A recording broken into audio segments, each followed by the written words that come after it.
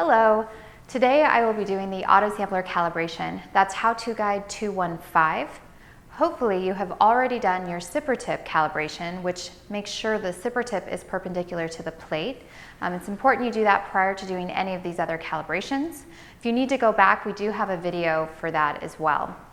But today, for the Autosampler calibration, it's important that you do this whenever you switch your computers because the parameters are actually saved on your computer. Also, if you're working with software versions older than 3.2.6, then if you set up a new user account on that same computer, then the parameters will go back to default, so you may have to do this again. We also recommend you do the calibration if you move the instrument and there is a chance that you might have hit the arm or the zipper tip. So there's various steps involved in the actual calibration, and we're going to take each step one by one, starting with what tools that you're going to need for the calibration. You'll need either a Phillips screwdriver or a T10. It depends on what the screw is on the stopper dropper. Mine's a Phillips, so I'll be using that. You'll need to use one of the bead stirrers, an empty bead vial, and then the different racks that we're going to be calibrating along with an empty tube. So we'll get started by looking at the buffer and waste station. So for the wash station, it's easier if we can take off the stopper dropper, and to do that, we want to swing the arm out so that we can easily access the stopper dropper. You'll want to do that with your software. So in KinExA Pro, you'll go to Tools, Options, Autosampler Configuration. Under Rack, we'll switch Rack 2 to 90, and then we'll move to Rack 2, position 90. Select Go to move the arm.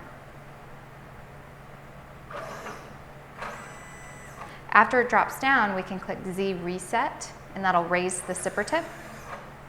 Then you'll use your screwdriver to unscrew the stopper dropper from the arm.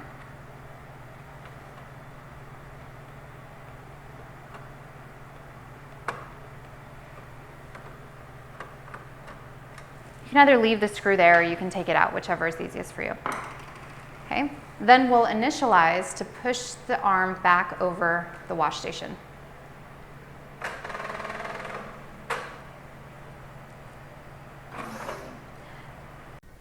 So one thing to keep in mind with your Autosampler is the direction in which the zipper tip is moving. If we want things to move back, then that's going to move in the negative X position, and to bring it forward would be in the positive X position. To move to the right would be positive Y, and to the left would be negative Y.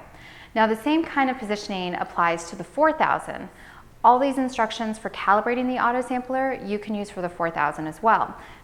Instead of the Autosampler being in front of you this way, it'll be turned on its side for the 4000. So for each one of the calibration points, especially for the buffer and waste, we are going to calibrate it in the top position as well as the bottom position. And that is because if the zipper tip drives down at an angle, we'll be able to account for that. So first we'll start with the buffer, aligning it in the top and then move to the bottom. So in the software, under buffer, in the top column, select Go. The zipper tip will drop down and we'll check to make sure it's in the center. In this case, it looks pretty close, but if I wanted to move it a little to the right, then I can increase the Y, and I would do so by 0.25 millimeters. So we'll try that and see how it moves. Yeah, so that looks pretty good. Once you're happy with the top position, then you can select Go in the bottom position. And that looks a little too far to the left there, so I am going to increase it, the Y as well.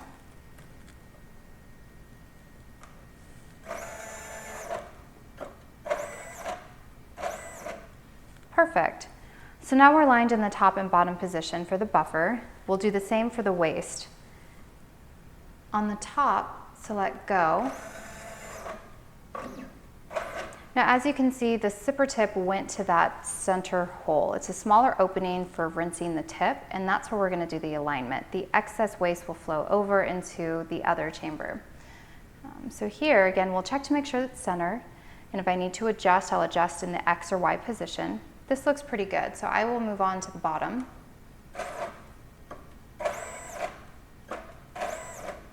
And it looks like it's pushed a little too far back, so I'll bring it forward.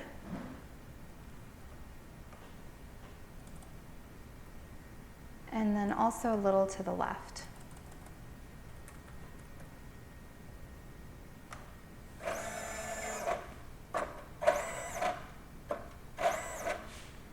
Perfect. So that is your buffer and waste alignment. So now that we've done the buffer and the wash station calibration, next is to calibrate each one of the bead vial positions. You'll need your actual stir for this. Drop that down in position 1. And so the instructions that I give you for the first one will be the same for the other 4. We'll get started by aligning the top, just like we did with the wash station. But what's different about this is that instead of checking to make sure it's in the center when it's in the bottom position, we're going to check to make sure it's in the center of the actual propeller of the opening. And we'll do that by actually touching the sipper tip, which I'll demonstrate. In the software, under bead vial 1, select Go in the top column. Here we want to check that it's in the center and that the sipper tip is not going to collide with any part of the opening. And I can adjust that just slightly.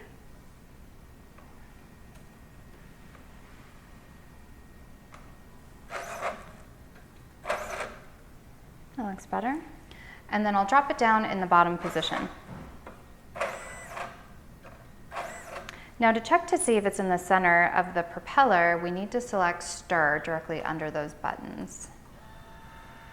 While it's stirring, I'll actually grab onto the sipper tip gently and just move it slightly forward, back, left, and right to see how far it is in relation to the propeller. So when I feel a slight vibration, that's how I know it's hitting the propeller. And from there, I can decide if I need to move it a little forward, back, left, or right, whichever, to make sure it's in the center of that propeller. When you're done, stop the stir. And then you'll do the exact same procedure in positions 2, 3, and 4. With all 4 of the bead vials calibrated, we now need to check how far down the sipper tip goes, and you'll use your empty bead vial for that. So place that into the first bead vial position. And here, I'm going to drive the sipper tip down into the actual particle reservoir, which I'll show you. I'll go to the bottom position.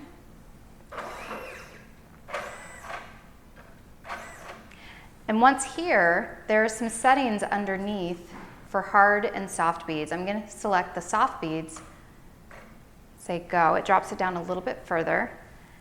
Now I'll lift the propeller and reach under and actually lift the bead vial. And I'm checking to see if the sipper tip collides with the bottom. I can hear that there's a little bit of movement there. So that means I'm not directly at the bottom of the bead vial. So if I increase that by 1 millimeter and check it again, now there's no movement. I cannot lift the particle, the bead vial. So that means I'm at the absolute bottom. I'll Z reset to lift the sipper tip, and then I'll move it to a different position.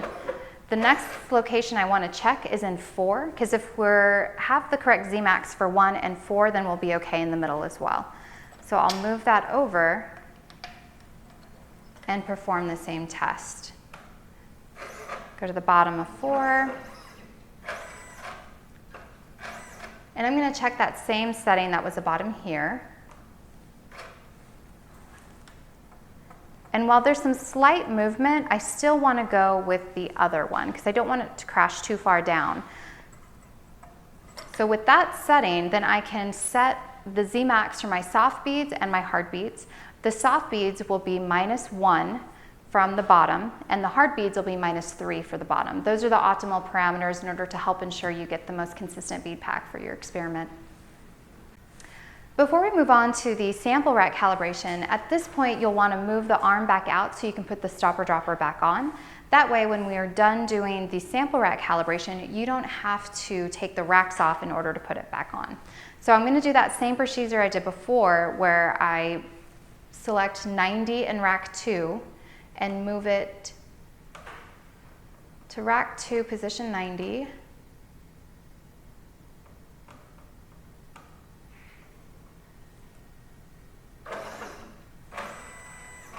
Select Z reset,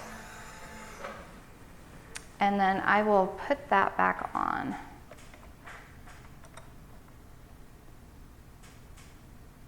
You really can't put this on the wrong way. There's a little notch in there to help guide you when you're putting the screw back in.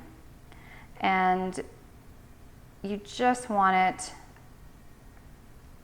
a little tight. You don't have to really crank down on that, just to hold it in place. So next is the sample rack calibration, and I've got 3 different racks that I'm going to be using. A 21 position, which I'll put in rack 1, a 60 position for rack 2, and a 90 position for rack 3. Give the racks a little bit of a wiggle just to make sure it's seated properly so that you don't accidentally set a wrong Z-max. I also have an empty tube in each one of the racks, whichever kind of tube I'll be using. And then I'll move over to the software. So rack 1 is closest to the back, or to the standards rack. I want to make sure that I have the right rack designated in the software. So I'll set those. And starting with rack 1, I'll drop down in the first position.